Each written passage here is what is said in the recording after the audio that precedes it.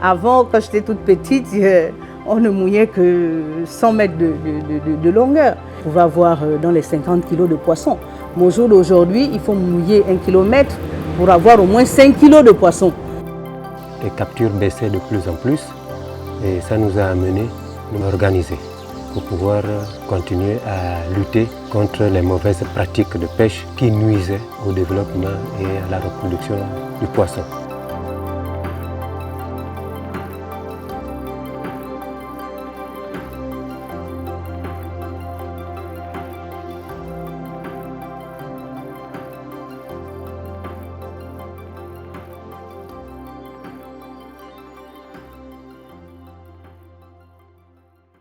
L'activité de pêche, c'est une activité qui aujourd'hui devient quasiment une activité phare dans la région de Lambaréné.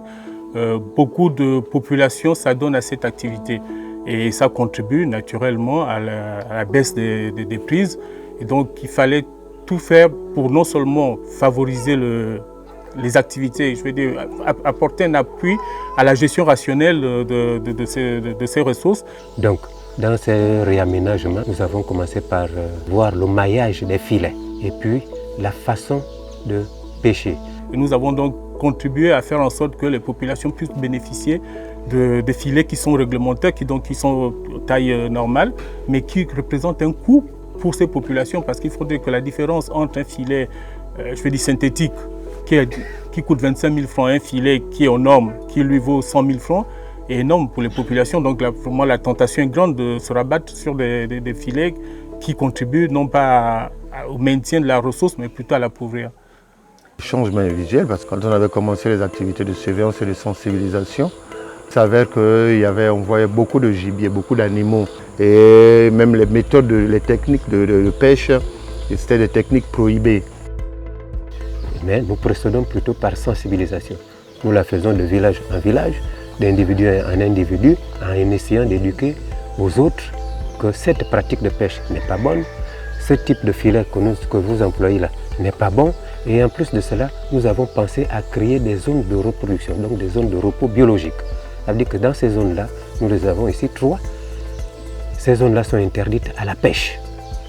Donc ce sont ces zones-là qui font que le poisson y va, se reproduit.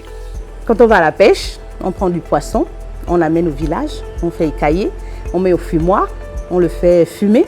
Et après le fumage, on vend en tas. Et chaque poisson a son prix. Ça nous, leur vendre du fumet, ça nous rapporte plus de revenus que de vendre en gros.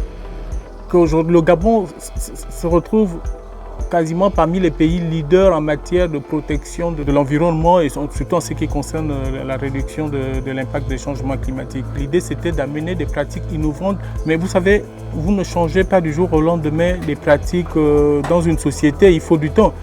Aux générations futures, il faut qu'elles pensent que nous sommes en train de mettre en place une dynamique.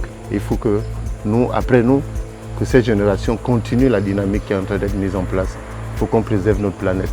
Dès on mène une petite action, considérons que cette petite action contribue à une action plus grande et une action plus internationale.